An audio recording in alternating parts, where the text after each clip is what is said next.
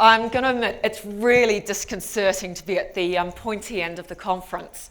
So I actually want to start where I come from in New Zealand. We've got our first people, the Maori, and they have a wonderful thing at the beginning of every meeting, is they have a karakia.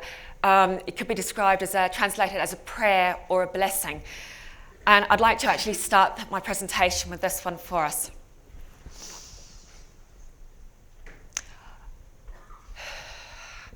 Aia maanga, te kua take wairua, kia reri ki ngā taumata. Hei arahi e aku mahi, me take wai o hao mahi. Kia mau, kia ita, kia kore, aini naru. Kia pupuri, kia whakamawa. E whakanui ana matau, kia matau, tupuna ko Joseph Kraft. Ko rangi nui, e tu ake nei. Ko papa tua nuku, e taku nei.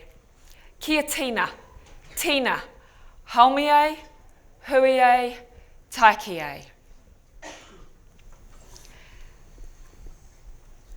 Alright, as Jeff asked, need to put in a disclaimer of where we've had funding from.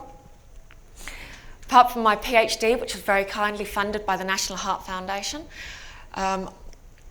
I am not really receiving any income sources from anybody else, but I do a bit of consulting for groups such as Vitality Works. They're coming to me and saying, we want to spread the low carb message, we want to understand more about the metabolic markers. And I'm rather stubborn from who, my husband knows I'm very stubborn, and I'd like to think that I'm never going to accept money from other people that will compromise my integrity. So I titled my presentation, what is the worst that could happen? And that's actually been a running theme throughout my research and what I currently think about and what I do. I work with paramedics, and they're always thinking about what is the worst that could happen, so you're planning for the next thing. And that's kind of where I've come to, and we need to start thinking about some of these things. You see, I come from a rather beautiful country. Yes, these are all photos either me or my husband have taken. New Zealand's stunning, got beautiful scenery, and we can see every time you go places, you can see people doing all sorts of physical activity, both by day in public spaces, organised events, individuals doing their own thing, and by night. We've got some really interesting people out there. And yes, that is my husband. But we also have the world's third highest rate of obesity. We've got very high rates of type 2 diabetes. We are pipped at that particular post by Mexico and the United States. But it's still a major problem because with obesity, we've got all of the metabolic diseases. And as a pharmacist, my goal has always been, how do we get people off the pills? So in New Zealand, we've got all of these organisations organising mass participation sporting events. This is Round the Bays, happening this weekend in Auckland. Somewhere between, I don't know what the latest numbers are, at its peak there would be 70,000 people running about 5.5 miles every year. It's one of the biggest fun runs in the world. It's very beautiful as well. There's also lots smaller events as well, but that's where that's my research started. When I started investigating the health benefits coming from a women's mass participation entry-level event. It's a 300-metre swim, 10-kilometre, oh jeepers, what's that, about 6 miles, cycle, and a 3-kilometre, 2-mile run or walk, and it can be done as a team. But it was all about participation and fun and taking part. But my master's thesis showed that the women who did these events usually carried on and maintained very high levels of physical activity afterwards. This is Shane Hooks. He was the organiser. He really helped advertise my master's research, but he's still the only man I know who can persuade thousands of women to wear bike shorts and go swimming in conditions like this. So it was because of my desire to study the health effects coming from this event. It took me a while to find some researchers who could help. Grant Schofield was a triathlete, and a friend suggested, after I'd had several years of trying to find a supervisor, went, you need to go and talk to Grant. And I did my master's thesis with him. And then after a while, I managed to get a scholarship with the National Heart Foundation, and we moved forward into a PhD. And I was originally going to look at cardiorespiratory fitness and metabolic syndrome. And then Grant, in that time period, it took about 18 months to get a scholarship from the end of my master's thesis. But in that time period, Grant started discovering about low carb.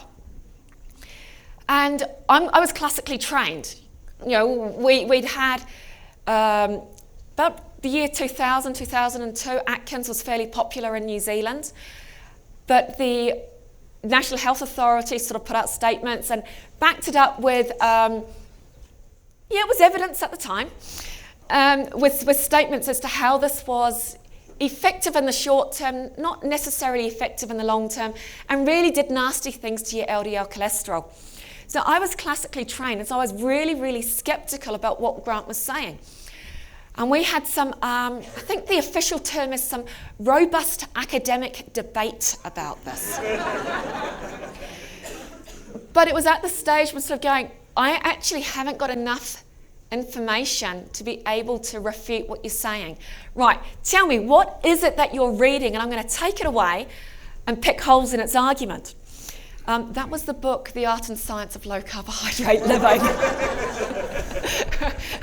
I spent about 3 months from there going, I am so grateful. I'm not too sure where Steve is in the audience, but I'm so grateful for those references, because I went back to those references and I read those references. And if I wasn't happy with what I was understanding from those references, I went back to that reference. So I was actually going back. I think the earliest paper on my EndNote library for my thesis is 1924, C.L. Harris. Because it was the old engineering adage. My father's an engineer, a marine engineer, and I don't know how many times I heard when I was growing up, if you can't work out how to solve the problems, go back to first principles. And for me, the first principles was what is actually happening with the physiology and the pathophysiology. So that led me through. Now, what exactly is metabolic syndrome? Okay, it seems to be this thing called insulin resistance. What is insulin resistance? And how does that mechanistically explain the pathophysiologies that we're seeing with metabolic syndrome? It's not enough for it to be epidemiologically explained. We observe this and this is what happens. I had felt so badly burnt by everything I had been taught. I think I spent about 3 months being very grumpy. I felt so badly burnt. It was a case of whatever I do with my research, I want there to be such a firm platform of mechanistic and epidemiological evidence that in 20 years' time, this is still going to be such a firm platform for people to be able to build on. So insulin resistance, the inability of glucose to enter the body's cells, was not mechanistically explaining the pathophysiologies.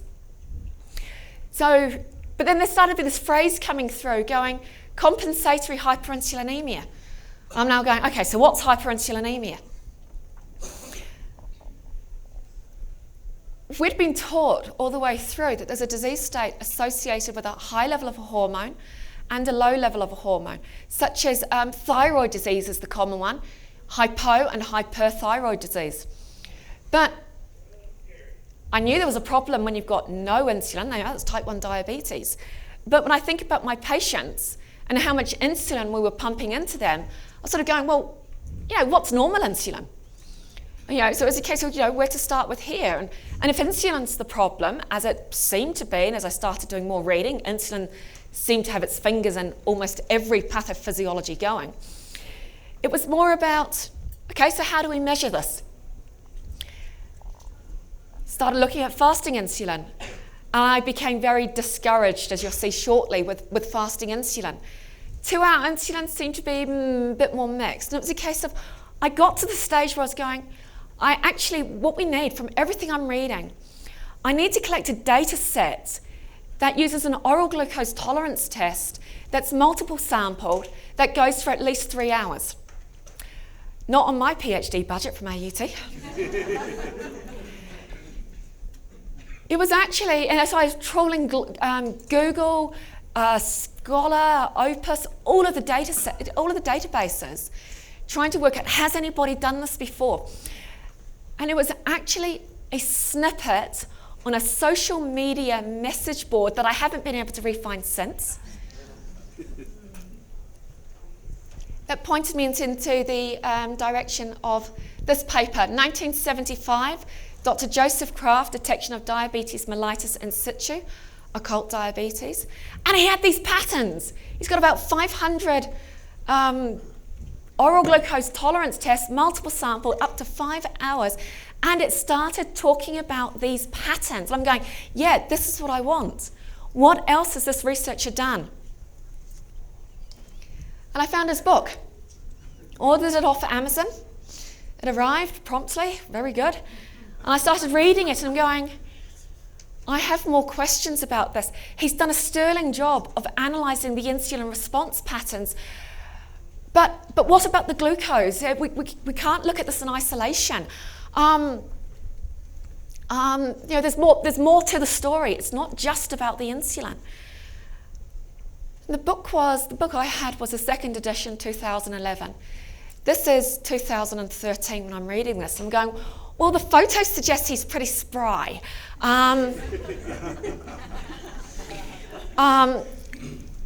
Maybe I should write to him. Maybe he's still got some of this data. Maybe he might let me use it. But I don't know about that. He seems to be this illustrious person. And I'm just a down-to-earth Kiwi pharmacist on the other end of the world. And I'm voicing this to Grant. And he says, well, write to him. What's the worst that could happen? It was the case, he could say no. He said, no, that's not the worst. The worst is he just doesn't reply. For some reason, being ignored seemed to be an easier thing to contemplate than somebody saying no. So I wrote to the publishers and said, can you pass on my emails? I've got some more questions about his research. They passed it on. And a few days later, I got a response back from Dr. Kraft saying, yes, I'm very happy to answer your questions. If your emails transferred back and forth, and we arranged a telephone conversation. And it was quite a long telephone conversation. It was great. And at the end of that, with Grant's voice ringing in the back of my mind, I said, have you still got some of this data? I'd be very, very keen to reanalyze it with modern techniques as part of my PhD and get it published and get it peer-reviewed and get it out into the wider world. And he said, yes, I've got a disk here with 300 files on it. I'll post it to you. And that really was the beginning of a beautiful friendship. And it's what has led to a lot of discussion. But this is not the end of the work. And I think now, when I start talking about the next couple of bits, we'll see that the work isn't finished. The work has just started. And so the worst thing I think that could happen is that we could lose the legacy of the past. So we honour Dr. Kraft today. We really do.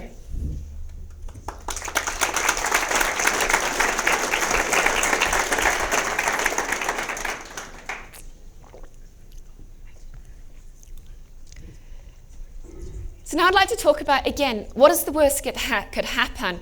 And it's some of what I'm seeing at the moment coming through in some of the research and some of the message boards, and it really concerns me. We talk about the streetlight effect a lot with respect to LDL cholesterol. I think we've probably all seen a version of the cartoon. Somebody is looking for something underneath the streetlight. And when they're asked, is this where you lost it? It's a case of, no, I lost it somewhere over there. Well, why are you looking here? It's because it's where the light is. And we talk about this with LDL cholesterol especially because it was convenient to measure. LDL cholesterol, and as some of the other experts out here know, will probably tell us far more, I believe was originally just supposed to be a proxy for another measure. It's much easier and cheaper to measure LDL cholesterol. But we lost the ball on what really was the real goal, what it was actually supposed to be looking for. And I am concerned that at the moment we are actually at risk of doing this with fasting insulins.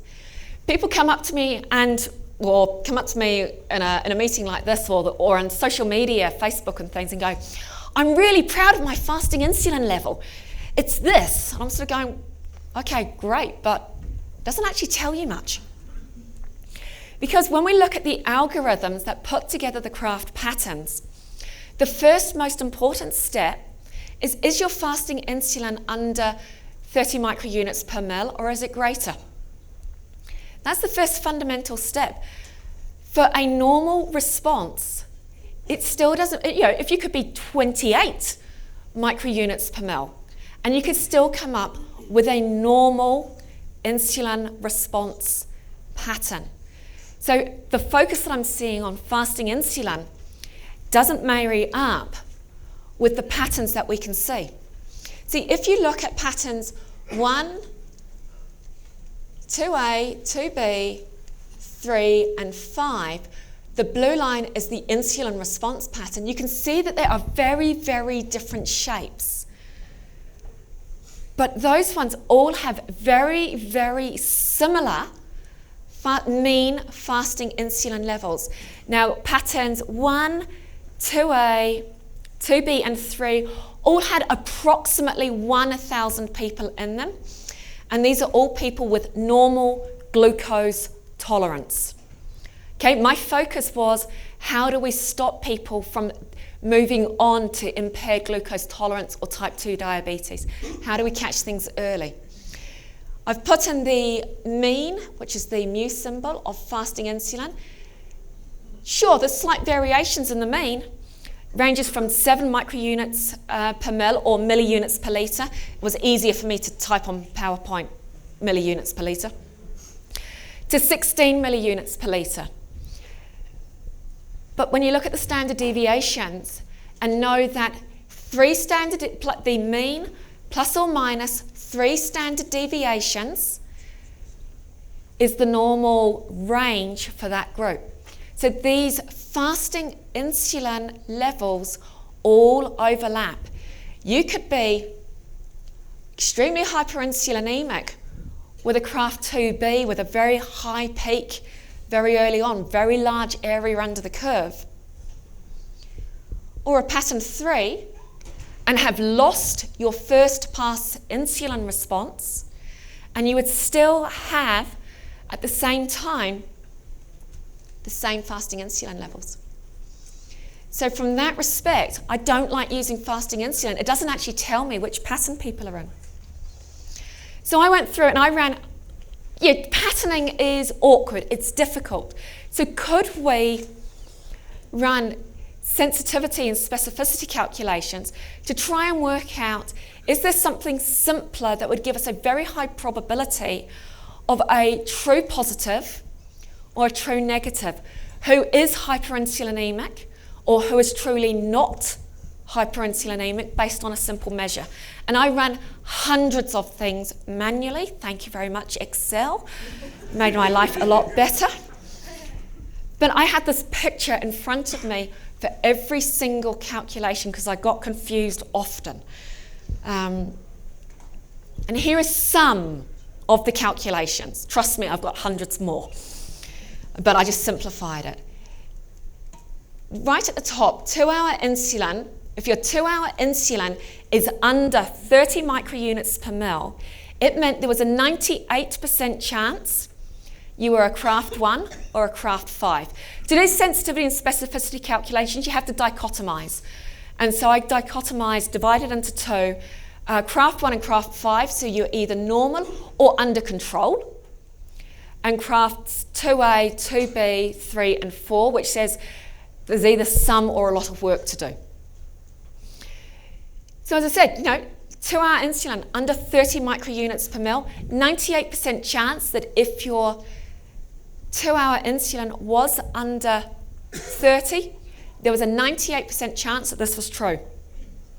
But there was only a 60% chance that if it was over, that it was true for being truly hyperinsulinemic. So that meant that if it was over 30 microunits per mil, there was a 40% chance that we'd be telling you that you were hyperinsulinemic when you weren't. And I didn't like that.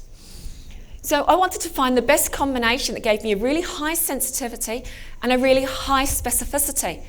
Fasting insulin, under 5 microunits per mil, it's down here. It was only 83% chance that was going to be true. That means that 17% of people with a fasting insulin level less than 5 microunits per mil were actually hyperinsulinemic. I did not want to come up with something that says, hey, you're healthy, when in fact you weren't. 17%, that was too high in my books.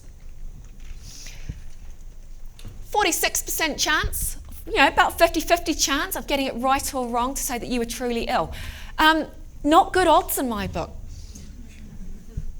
Fasting glucose, under 85 milligrams per decilitre, 50-50 chance both ways. Fasting glucose is not a good predictor of your insulin response pattern.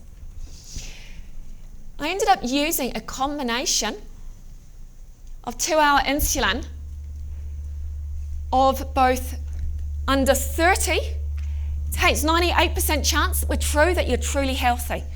If it's over 50, there's a 99% chance that actually you're truly hyperinsulinemic.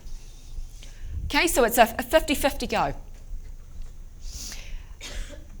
Sorry, with the 50, it was a 99% chance. If it's over 50, you are truly unhealthy. So what happens to the people who are between 30 and 50? Okay, well, as you'll see in a moment, it probably doesn't matter. I tend to tell people, work on the lower end of the scale. Because what's the first thing we're going to tell people to do? Go low carb, exercise a bit more. There's no harm in that for anybody. So I say that if you're wanting a quick screening test, trying to work out where your insulin response is look at your 2-hour insulin level. If it's over 30, start doing something about it. But this only really applies to people who are not already low carbing. We're still trying to work out how to assess people once they have made interventions and put that into place. And this research, my theories are supported by the work by these people called Hayashi, who looked at 400 Japanese American men. People with a pattern 4 or 5, now these are different to the Kraft patterns, very different to the Kraft patterns, it's their own patterns. The fact that they also had 5 patterns is coincidence. But their pattern 4 and 5, at the 2-hour level, so the insulin peak, they didn't measure it beyond 2 hours, but you had a nearly 40% chance of developing type 2 diabetes over the next 10 years. If your insulin peaked at 30 to 60 minutes, it was a less than 16% chance. Love to do some more work with these guys because we don't know the magnitude of their response. They're not responding to me. But I also looked at repeatability because it's not enough to say this is what we're looking at. We also want to know how easy is it to see that if the response, you test it today. If you test it tomorrow, is it going to be the same? Is it going to be different? We wanted to know the difference, or at least I wanted to know the difference. Great statistician to help me. How much did insulin have to change by to indicate clinical change as opposed to biological variation? Because every molecule moves a little bit. And you see with glucose, it's quite tight. People with normal glucose tolerance, people with type 2 diabetes, 10 in this group, nearly 20 in this group. When you look at the fasting insulin, it's a lot more spread out. This person goes from 3 to 18. And they were once a week, 8 weeks. It's a case of what's normal for this person? Don't know. Somewhere between 3 and 18 over these levels. So when people come and tell me that their insulin response is 5, and it's a great case of great, what's it going to be in 10 minutes' time? And for the papers that are using HOMA, the variation is the same. OGIS was another marker based on a dynamic insulin response, multiple sampled, over 2 or 3 hours after a 75-gram oral glucose tolerance test, much tighter. It says that repeatability is going to be much closer when we look at patterns rather than looking at fasting levels. So that's why I'm concerned, but I'm seeing all the research. HOMA, fasting insulin levels, it's cheap, it's convenient. Is it accurate? I don't think so. It is for epidemiological studies when you've got more than 100 people in each arm, but not otherwise. And insulin oscillates from the pancreas. It gets secreted in bursts. And those bursts and how much is released is modulated by the brain and the hypothalamic pituitary adrenal axis over about 90 to 100 minutes. So 90 to 120 minutes, you get these big waves. And those are modulated by your own personal insulin sensitivity, and that might range from 5 to 15 minutes. So when you're measuring your insulin, where are you? Are you at the bottom of the bottom? Are you at the top of the top? So it has been suggested by other pieces of literature that if you're going to be using a fasting sample, take 3 samples at 5-minute intervals and go from there. Take the mean of it. So let's have a look towards the future. I hold the Kraft database.